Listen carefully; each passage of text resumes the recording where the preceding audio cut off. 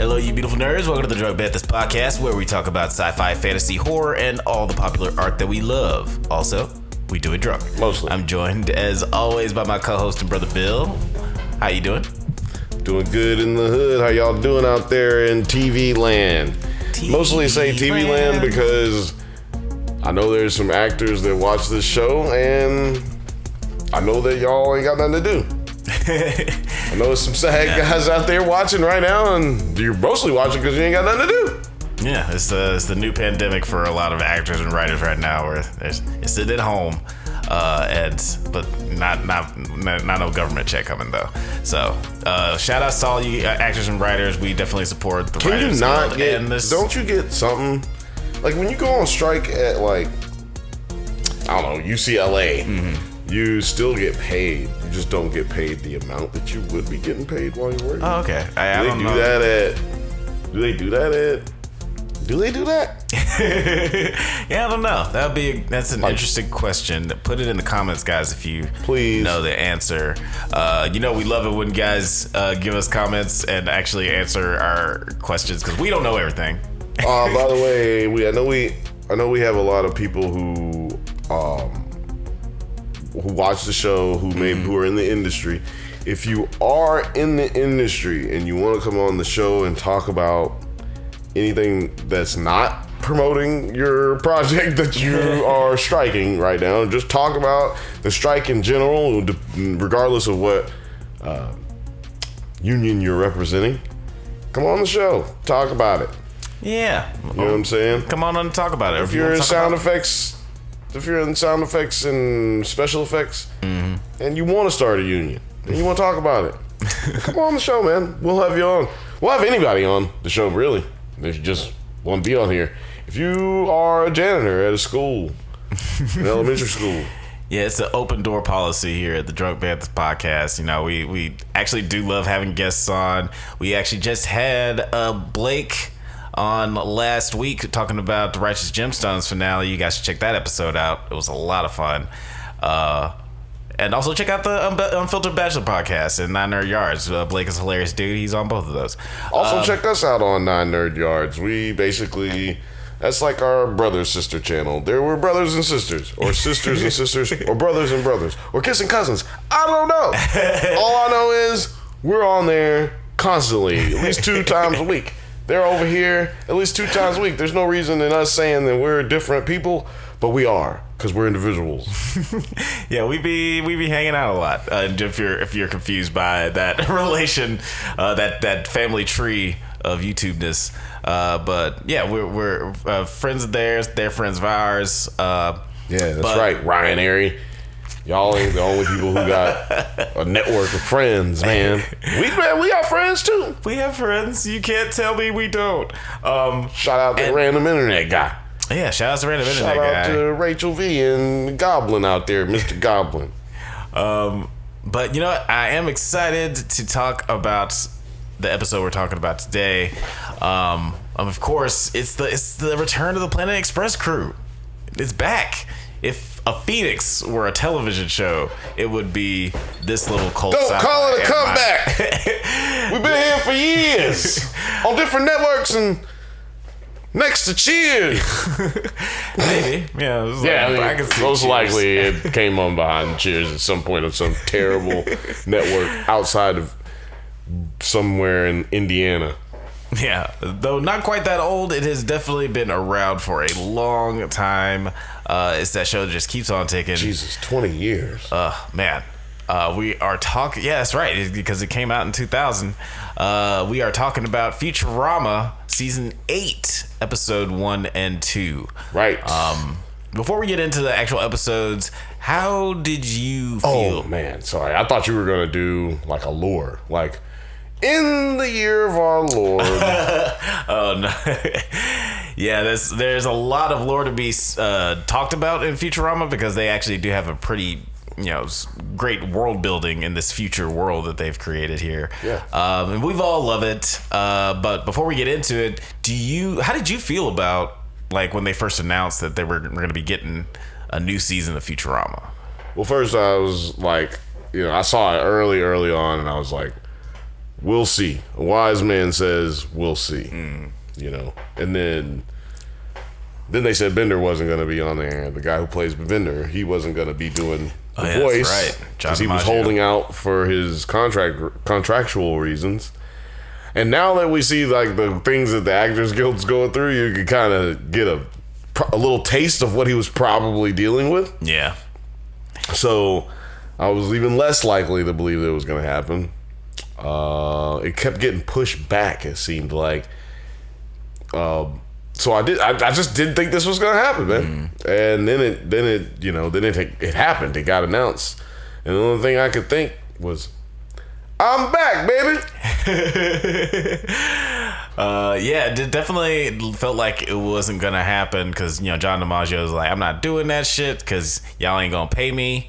Then they brought out the bag, and then John DiMaggio was like, I'm just yanking your ass. I'm just yanking your ass. Like, fuck, man. He returned, and then Look, for all the people who hate all the impersonations that I do, you don't have to worry about it. Can't do any impersonations of any characters on this show.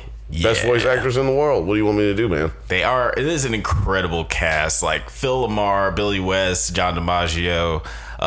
Billy West playing like he's Farnsworth Fry, and I think he's Zoidberg too. And dude's incredible. Probably the MVP of the show.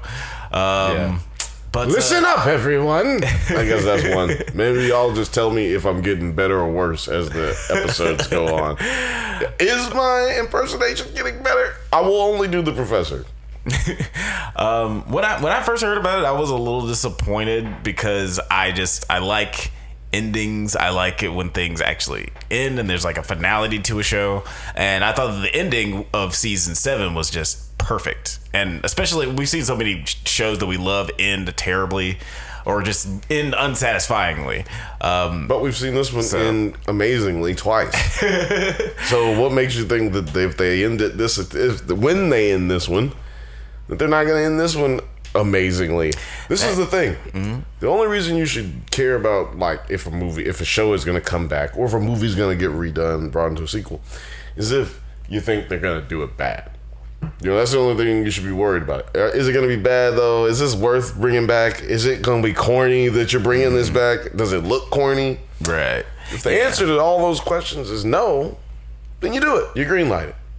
I mean, yeah, that's that. In a perfect world, that's how it happens. And as Fry said to Congress at the end of this episode, you don't reboot a show if the quality isn't gonna be there. So, which is a bold statement for a show to make in its own show. Like, they saying we wouldn't have stepped off the block if we didn't know we could win off this bitch. We stepping off the block, throwing hot rocks, blop, blop, blop, blop, blop. That's what they said. Don't pull it. Don't pull the thing out unless you play the bang. You know what I'm saying? Yeah, and it felt a very like with Animaniacs also being rebooted on here, and even Solar Opposites. They take a lot of shots at Hulu, and they're very tongue in cheek. It makes me feel like Hulu is very open to criticism about the industry. Hulu ain't owned by the people who owned Hulu no more. Like Hulu, people who own Hulu, Disney, don't give a fuck about Hulu.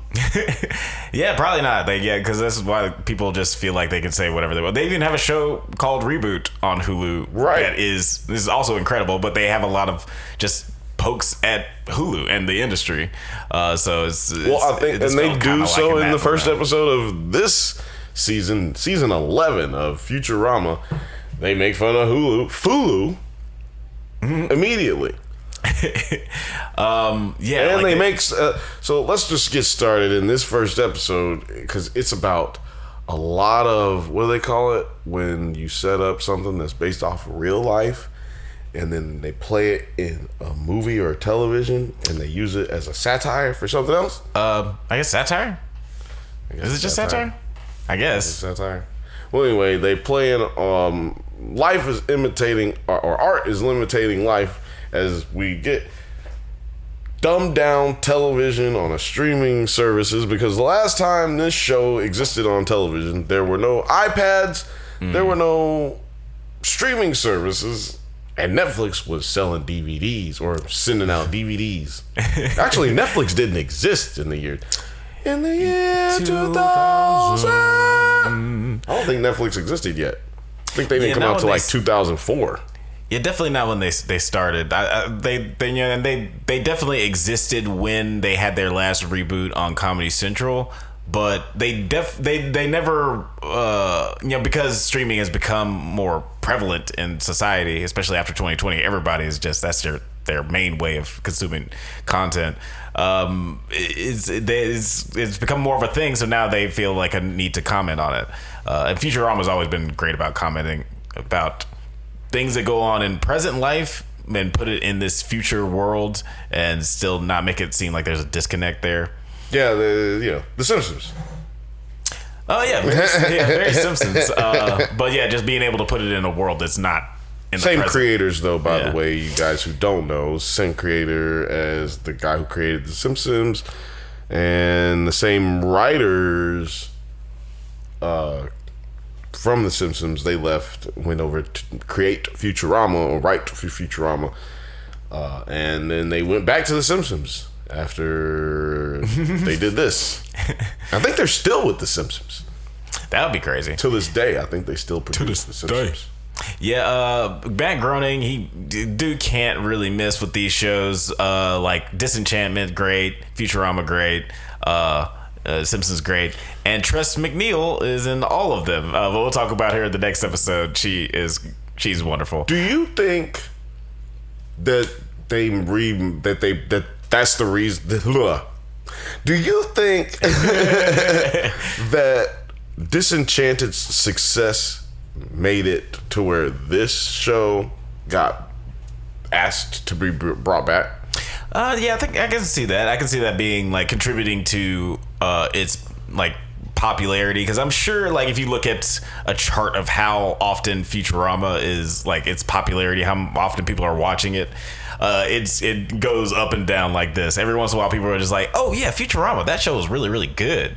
So I'm sure like after binge watching, you can only watch 300 episodes so many times, you know what I'm saying? Like, then you get eventually burnout. it's gonna be like a down, because there's nothing new. You know what I'm saying? So of course there'll be some burnout. Yeah, but then like 3 years later, you watch a whole season of Disenchantment, and then you're like, you know what? I like that shit, and you want to go back, revisit Futurama, and then I'm sure people see the streaming numbers, and they're like, let's bring this back. And what better place than Hulu? Hulu. But we return after finding out. This is set after the events of the last episode of season 7. The universe is frozen in time, and Professor Farnsworth emerges from a time warp and presses a time button to reboot the universe to the moment time stood still. Dog, is that on Wikipedia? Yeah. Good, because if you wrote time that many goddamn times, I was like, yo, I'm not gonna say nothing. If he says time one more time, I'm gonna throw some time at him. Yeah, like honestly, yeah, that's a weird thing with me. Anytime I'm like writing a script and I say a word too many times, like I gotta change this up. I said movie. No, yeah, 6 you're an times. intelligent human being is what it is. You're an intelligent human being who knows how to write. But that's what happens when you get ChatGPT to write for you, y'all. Hey, I mean, well, bless whoever wrote this description, because I was too lazy to write it for sure. But I'm paying for it now again. But after you just get me to laugh at you. It's good content. It's good content. It's good TV. I'm making fun of you. People are listening to me make fun of you as they was thinking about making fun of you, because they was like, how many times is this nigger gonna say time? He's saying what we're thinking. You know what? Let me just tell y'all a little secret. The reason I do a southern accent for most of our fans is not because we're from Alabama. And it's not because I only know how to do a southern accent really well. It's because most of our fans are from India, and I don't. Is that why you do? I can't do a Indian accent without sounding really racist, so I just don't do it. I just avoid it. And that's why I do a southern accent. A little behind the scenes, man. A little BTS. Peek behind the curtain. I let them in. I let you in sometimes. Alex, come on over. But yeah, after finding out that everyone has been frozen for 10 years, Fry realizes that he hadn't accomplished anything his whole life. So he plans on having a life goal and eventually settles on watching every TV series in existence, which I can relate to. Sorry, did you explain how they came back? Did you already explain that? I don't be Farnsworth presses the button. Press button. Yeah. Bing bong. Very Rick and Morty. Yeah. Yeah, very into season 2 or whatever, or beginning of season 2. I'm willing to bet dollars to robots. You get that? Dollars to robots? Yeah. No, I'm willing to bet dollars to robots that they never mention this ever again. Yeah. No, it's kind of like how they did the first episode of their first return. They're like their first official return where they're on Comedy Central. Yeah, where they came back and they were like, "We're back! Hey, we managed to avoid whatever kind of crazy space-time continuum thing," and they jumped back into a different universe. Right now, it's like they always do a really good job of explaining it in some kind of scientifical, fucking sci-fi connection, right? But then at the same time, they just bust right through it. And I'm loving that about this season so far. They're taking things like, okay, there's people who weren't born when this came out.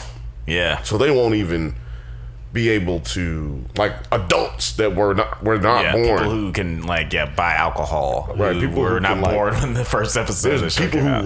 who can rent a car who were only like 5 years old when this show came out. So right. I just feel like, they're doing a really good job of like keeping you connected and dialed in if you hadn't seen the show, but at the same time giving people who have seen the show a little, hey, remember this, remember that. Like we still fucking with y'all. It's all good. Yeah, it's kind of amazing how much it feels like the show, like how it always has. Like it doesn't, the tone hasn't shifted.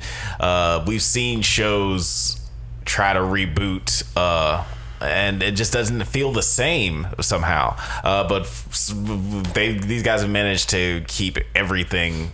It feels like we haven't lost a step, really. I think it's because intelligence, and when you base a show on intelligence and ridiculousness, you can't lose in that scenario. Like if that's your format, like we're gonna be as ridiculous as we can, but base it in scientific reason and base it in actual intelligent conversation. Yeah. But it's gonna be the dumbest conversations ever had, If that only makes sense to you if you're a fan of this show. Yeah, I love dumb, smart comedy, and these guys are the kings of it. If you guys have seen my top 10 animated TV shows, you guys know that this is my number 1.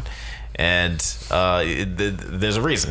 There's nothing better. Check out this episode. I mean, this theme song for this show will definitely be in the top 10 video we do for top 10 animated theme songs.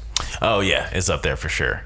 But yeah, in this episode, Fry, he decides he's gonna watch every TV show in existence, and he's gonna make that his life calling, his life goal, which I can relate to because that's how I decided to create this YouTube channel.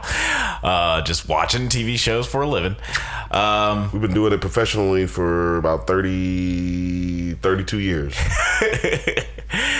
We're professional TV watchers. There's no doubt about it. So he decides he's gonna get into like a sort of binging machine, which is a sort of like sensory deprivation suit that allows him to watch TV uninterrupted. Sorry, I thought you meant that's Tuesday for us. That's Tuesday and every other Sunday and every other Monday on Does It Hold Up? Shameless plug. plug. Shameless plug. Shameless plug every other Monday at 4:20. But what's the number one show that Fry is watching? What's the show that he wants to catch up on, Alex? Well, it's our favorite show. After he's watched all of television, which I guess is easy to do in the future, he's got one more TV show to watch, and that's All My Circuits. But when he finds out that there are 13,000 episodes of All My Circuits, that's when they decide to Leela and the gang decide to help him with this binging. I almost did the math on that. 13,000 episodes. If it was 30-minute episodes, but it was an hour episode, so 13,000 episodes. That's 13,000 hours. 30. Jeez. That's if every 365 days in the year. Y'all do the math. Somebody get to me. Are you gonna do the math? I'm gonna put. You just do the math. I'll just talk about things that I enjoy. Tacos. No, I'm joking. So Slurm. Okay, I found it. Or Okay. Google found it. Slurm. Apparently, 13,000 hours equals to 541 days. Well, 541.667 days. So it's a a little lot. under 2 years. It would take him a little under 2 years to watch all of the television that they had on Calculon. Wow. Jesus. Yeah, that, I mean... And you too can do that. Look, all I'm saying is, look, save y'all some time. Go back and watch all of our YouTube videos. Get us to 3,600 hours or whatever. Yeah, 1,000 hours. Yeah, what did you think of like this crazy storyline with Fry and the binge watching? Because it kind of felt like the episodes of Rick and Morty where they're watching the alternate universe television shows, but not quite as crazy. No, I get that. No, what I thought about it is that it's like one of those throwaway episodes that they have sometimes that are just ridiculous. Mm-hmm. It's a Fry episode, right? Yeah. You just have something ridiculous happen, but they used the Fry episode without using Fry. And I think Fry was a little overused in the last 2 seasons. You could argue that they didn't do enough talking about other people's stories. And so this was a good way to introduce everybody. Like, hey, this is everybody and their hijinks. Mm-hmm. And, Fry appearing at the very end after everybody thinks he's dead because he's caught on fire inside of his pee-pee doo-doo suit. It was a pee-pee doo-doo suit. Essentially, all that thing was made for him to do is just watch TV and be able to shit and piss on himself, and then also let it get out of him without it making him disgusting. Yeah. Right. But let me tell you a secret. Professor Farnsworth. Tell you a secret. He's disgusting. Yeah, he's still gross. He's still covered in fluids. Body fluids, gross. Anyway, so it was just like a Fry episode that's just full of hijinks. And when he dies at the end, they think he dies at the end, and then he just shows up and he's like, "Hey, I didn't die." And everybody's like, "Hey, you didn't die. It's great." Yeah. I love it. I can't believe you didn't die. This is terrible. So I think this was a great episode to introduce people to it that have never seen it, introduce kids to it who've never seen it, and also appease the fans who haven't seen it in forever. Yeah, it was nice. If this is your first episode of Futurama, it's probably not the best episode, your best first episode to watch, but it gets, like you said, it introduces all the characters, even like the characters that we love that aren't in every single episode, like Mordo and Scruffy and Nixon. Like those guys all show up. Scruffy gets his stuff everywhere. Scruffy's stuff gets everywhere. Sober thoughts from a drugged up weirdo. I fucking love Nixon. Every episode he's in is amazing. But yeah, like this, like to your point, it's a good reintroduction to old fans, and it's a nice crash course for people who've never seen the show before. Somebody's gonna say Somebody's gonna take that clip of you saying you fucking love Nixon, and they're gonna rock your world with that shit. Right? Oh man, when I run for office, that's gonna come in the ass. I got the documents to keep you safe, Alex. I got the documents proving that is not what you was talking about. You was talking about an animated bodiless Nixon. I won't let you go out like that. Man, we need I need a Blake on a soundboard just we got the documents to prove it. We got the documents to prove it. You know what? I might be able to get that for you. I might be able to get that for you. I know a guy. His name's Bill. But then episode 2, Children of a Lesser Bog, is a really interesting one because this was a reference to season 4, episode 1, Kif Gets Knocked Up a Notch. The episode where Kif and Amy have several hundred tadpole babies and they all go out into the ocean. Little tadpole babies. I wanna get you knocked up. Tadpole babies. My finger had got stuck to yours and we made tadpole babies. Yeah. Because that's how Kif get pregnant. See, ladies and gentlemen, 20 years ago, an episode of television disclosed that the alien race can have sex without doing nothing except touching each other and being horny. And they can make a baby. Sounds boring, but they also have a lot of kids, which sounds painful. I will say, this episode made me feel older than I needed to, because... Oh no! God damn it! No, it did. No, that's correct. It did come out 20 years ago. Shit. I was like, no, this show came out 20 years ago. This episode didn't come out 20 years ago because it's season 4. No, the episode came out 20 years ago. It came out 2003. Yeah. Yep. So yeah, I'm just old. I'm an old person. Thought you could run, huh? Father Time tapping you right now. He's like, hey. I'm right here, bitch. I win every single. What's my last name? Time, bitch. That's what my name is. Rodney Time. Yeah, my name is Rodney Time. Father's my nickname. And Father is my nickname. You know who called me that? Everybody, bitch. I'm your daddy. That's right, baby. Rodney Time. Rodney. Call your mother and apologize. I don't even know what that's supposed to mean, honestly. You know my name, Rodney Time.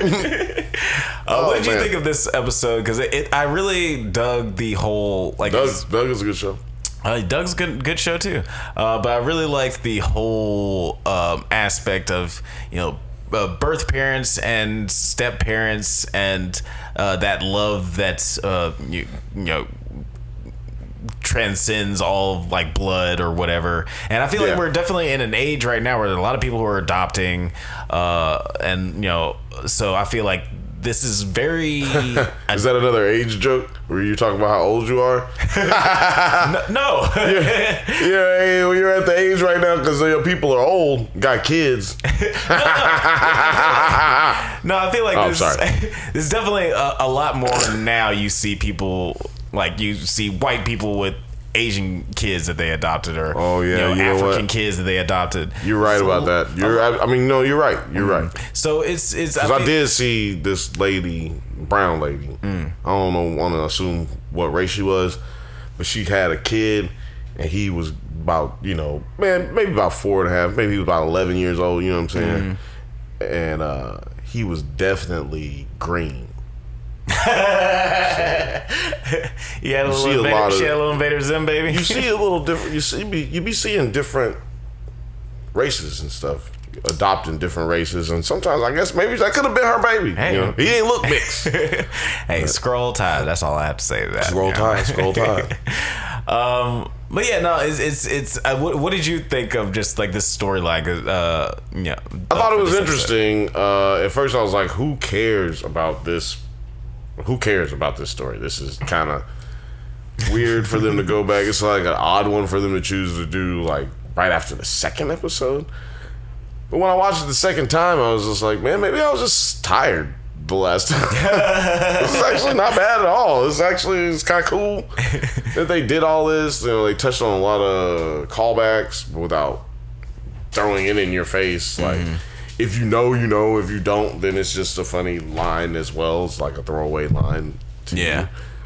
So it was producer Penny's getting on my nerves. Sorry, I'm just distracted. Producer Penny getting on my nerves, but yeah, it was I thought it was a great episode. Like the dynamic of Leela being their parent, I think that's going to continue on. You know, if it doesn't, that's cool. If it doesn't ever come back up, but I think that it could come back up, and if they do, you can see where they could do a lot with that. So yeah, they were pretty good about like bringing up stuff every once in a while. This episode, you know, perfect example of that, of just being like, hey, remember that thing? Yeah, we haven't forgotten about that. Because it's very easy to forget that even Kith and Amy are together, because they've broken up and gotten back together and stuff like that. Amy even dated Bender for a short period of time. So it's very easy to just forget about their relationship. But this is one of those episodes where it is, you know, super funny, but they also, you know, tug on those heartstrings a little bit. It's not quite I forgot the name of the dog. Fry's dog. It's not quite. It's I don't remember. Yeah, I can't remember either. I feel shitty now. If you remember the name of Fry's dog, put it in the comments. Because you're not getting a t-shirt for this. Anybody can Google it. We're just too lazy to. Don't be fucking asking me for a t-shirt for this. Yeah, but like, you know, it doesn't, you know, make you cry like that episode did. You know, but it definitely. I think it definitely made you realize though that Amy has grown. You know, 20 years as a cartoon character is probably about 2 years in real life. I don't know, but she has grown as a cartoon character. They lived up to the statement that she said she'd be ready in 20 years to have the kids. Isn't it just convenient that episode came out 20 years ago? They get greenlit for this show 20 years later, and here we are talking about it. I think that's kind of like poetry. It's beautiful. Things coming together like butt cheeks. Jinx, you owe me a soda. No, I liked all that too, and you know, we got the return. All that was a good show. We got the. Are you just on Nickelodeon shit today? Who doesn't love Nickelodeon? Paramount. Shout out to Paramount. Yeah. But this episode does bring back one of my favorite voice actresses of all time, and luckily she is always in Matt Groening projects. Jigger! It's Tress MacNeille. She's, you know, Cat Lady on The Simpsons. She's been a lot of characters. I can't think of them all right now, but she's incredible. And she comes back as the grand midwife. Do you have a favorite line of hers throughout her career? Mine is Gajigger. Gajigger. Obviously. Honestly, I just like the noises that she makes as Cat Lady when she throws cats at people. But oh man, her as a fairy on Disenchantment, she's had some really great disgusting lines too. Yes, like the fairy prostitute. Fairy prostitute gets a lot of love. Not over here. I don't even want to say. I was gonna say she gets a lot of love over here, but then I was like, nah. that sounds gross. Cause she a prostitute. I don't want y'all to know about my love life. But is it love? Is that love? We love you. Come on to an episode that doesn't hold up once. You know, or the podcast. Come chat. Oh man, we can't do doesn't hold up with actors. We can, because it's not related to anything that they're it's not promoting anything. Can they? I think they said that they can't go on podcast. Period. But I don't know. Man, surely they can come on and talk about some bullshit. It's a show though. It's like game show. It's a show, even though it's not. Yeah, it's like them crossing. We don't even make no money off this yet. I know. I'm just saying, like, it sucks for us. It's terrible. I know. This is absolutely insane. I need to talk to a union rep.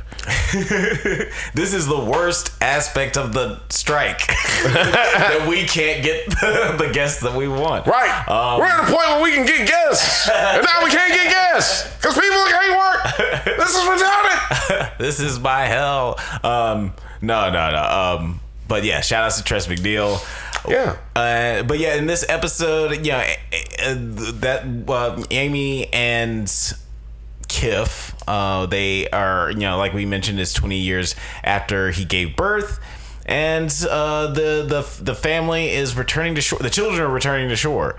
But what did you think about that? Like that scene where there's kind of like the weaning down of the tadpoles, because it starts out as hundreds, then we only get 3 kids. Yeah.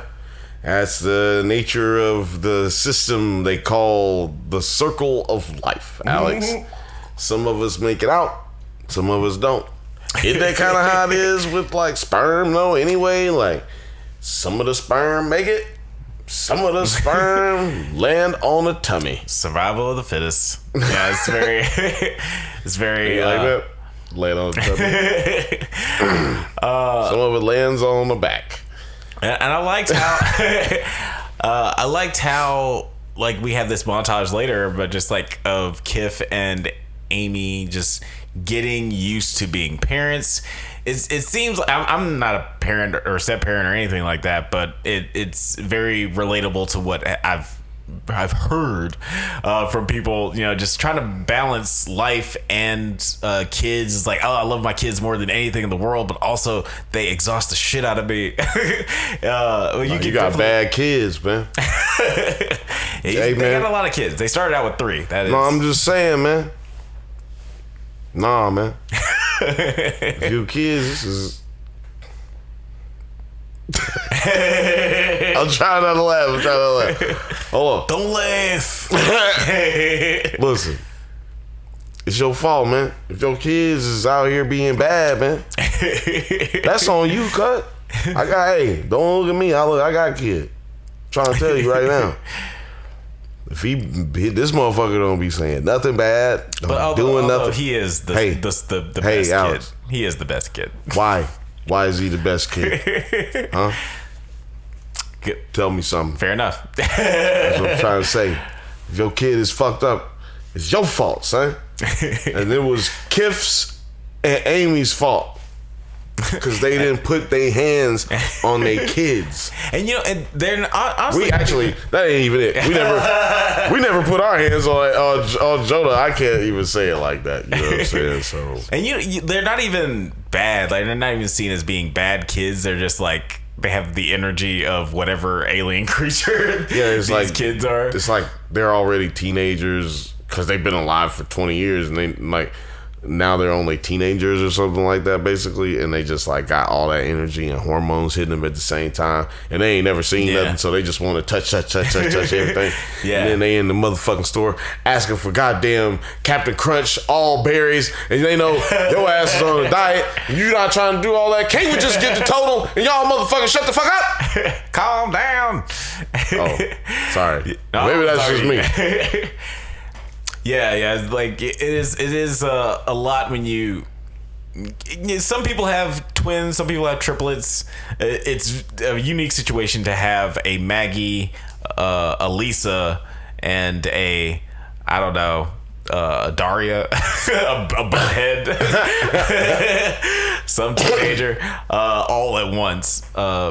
So that it's unique circumstances for you know what I thought interesting about your girl, the voiceover lady.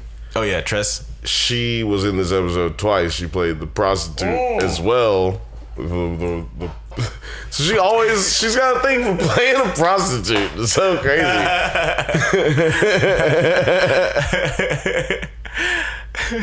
And why is their babysitter the prostitute? Yeah, right. Out of all the characters in Futurama, and there are many, they chose the prostitute to be the babysitter. Whoa, who do you think could have been a better babysitter that's on this show? A funnier babysitter, or better, or funnier? Zap. Yeah, because he's also unqualified and horny, and he would also choose the wrong planet.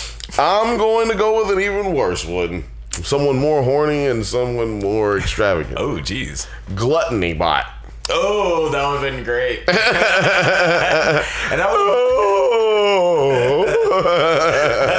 that would have been wonderful. And I would have loved to just like them to acknowledge. He's like, yeah, Gluttony Bot and the Planet Express crew, they're homies. Like they hang out. They hang out on the weekends though, because on the weekdays they need him to babysit. Yeah, the weekdays. What's his name? Gluttony Bot is a nighttime hangout. Right, and you know we're going down on the weekends, so you know. Yeah, after dark and weekends, that's when you call Gluttony Bot to hang out.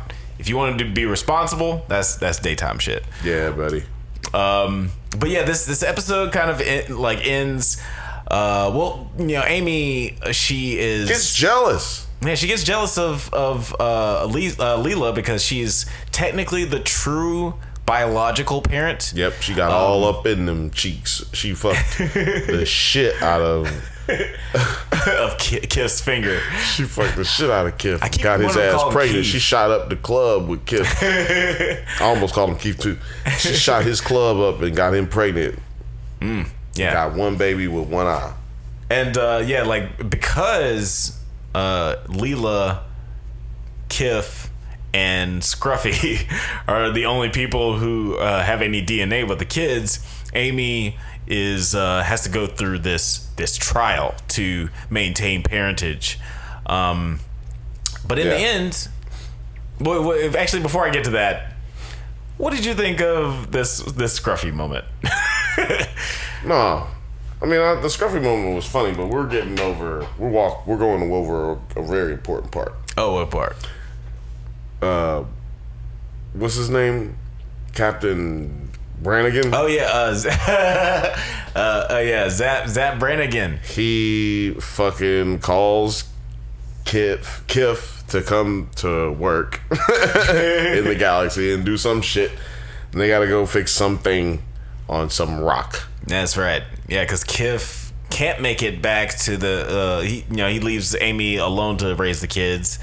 And that's sort of what starts the rift between Leela and Amy. And, of course, in Zap Brannigan style, he gets kidnapped by some... I forgot what they call them things already, and I just got through explaining it to you. That's right. Totafedrons.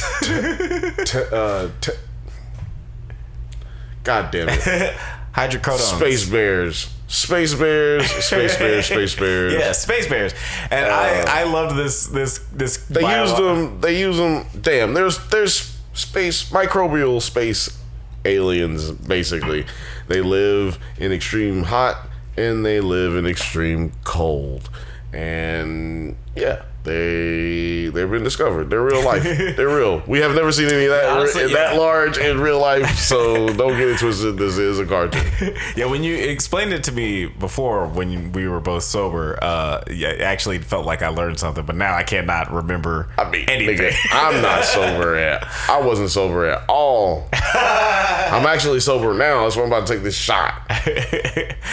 That is a major plot point. Kif gets stuck on this planet. He fixes the transmitter and then he wants to go home, but then he still can't go home because Zap Brannigan, he's hooked on these candies that Bender and Fry have made, and it makes the space bears go crazy. They kidnap Zap, and now Kif has got to go, as you put it, full predator mode. He got to go predator, y'all. He did a predator. Hey, y'all, go if you haven't watched it, go watch it right now. He did a predator. We're doing a predator.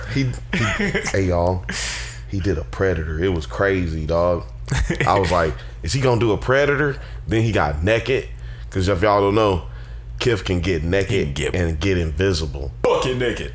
Naked. It was weird. Like watching it the second time, I was like, he could have killed those two bears and essentially saved a lot of bear lives, because he ends up killing 15 bears before he gets a heart and decides not to kill any more bears. But if he just killed those two bears at the beginning, who were trying to kidnap Zap, he would have saved a lot of lives. somewhere deep down, I feel like, out of 20 years of fucking watching this show, good goddamn. 20 years. It's like 23 years, actually, of watching the show. But anyway, fuck.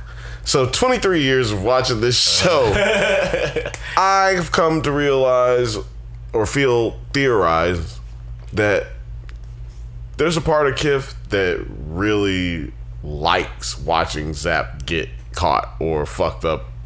He likes to watch him fail because he just kind of watches him all the time and then just goes, yeah.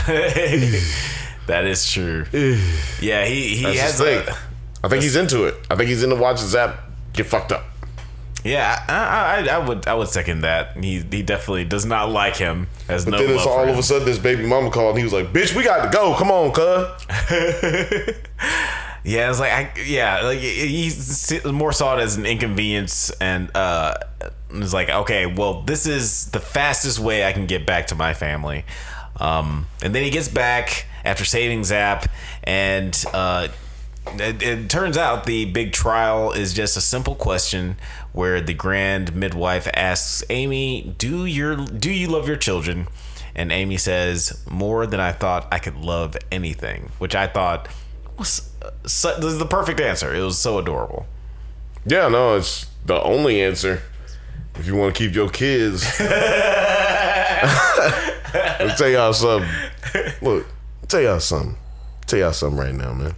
If child services shows up, turn your volume up, man. Turn the volume up on your phone, man. Turn it up on your TV, man. 16% of y'all watch it on your TV. Turn the TV up, man. Tell you something, man. If DHR come, man, they don't ask you if you love your kids. That's the only goddamn answer. Yeah, I love them niggas. Okay? Yeah. Don't be out here trying to play with it. Like, oh well, I love them as much as they love me. No! Wrong. Get your kids took. Okay?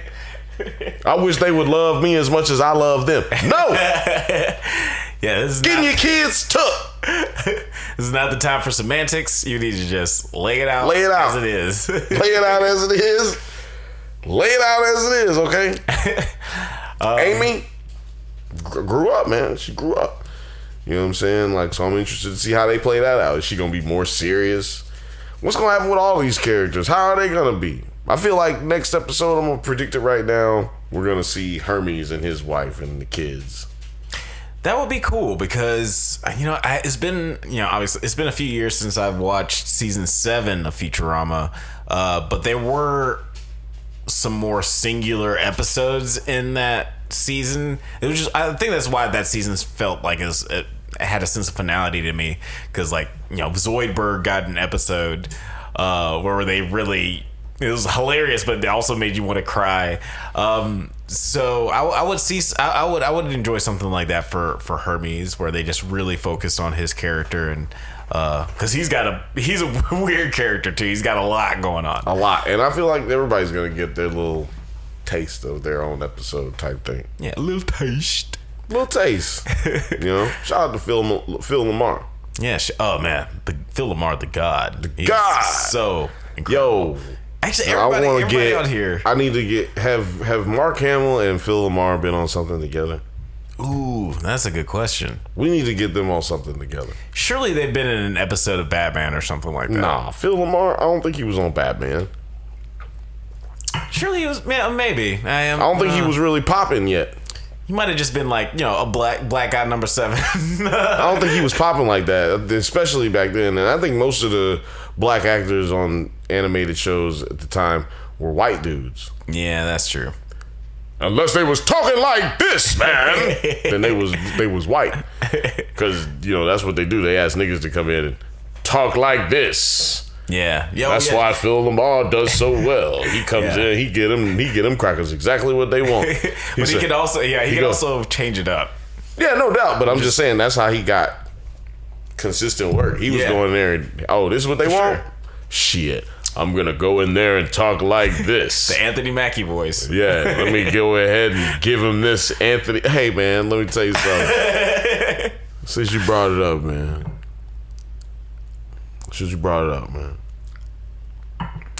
We gonna have to go ahead and do this metal. Twisted Metal? Oh man, what? We gonna do it after it ends. We gonna do it after it ends. Just like a series recap. Okay. After it ends. Okay. All right. Cause you know what I'm talking about. You know what it is, Anthony Mackie. You know what it is, dog. I'm coming for you. You know what it is, dog. You know what it is, dog. It's all professional. It's love. It's love.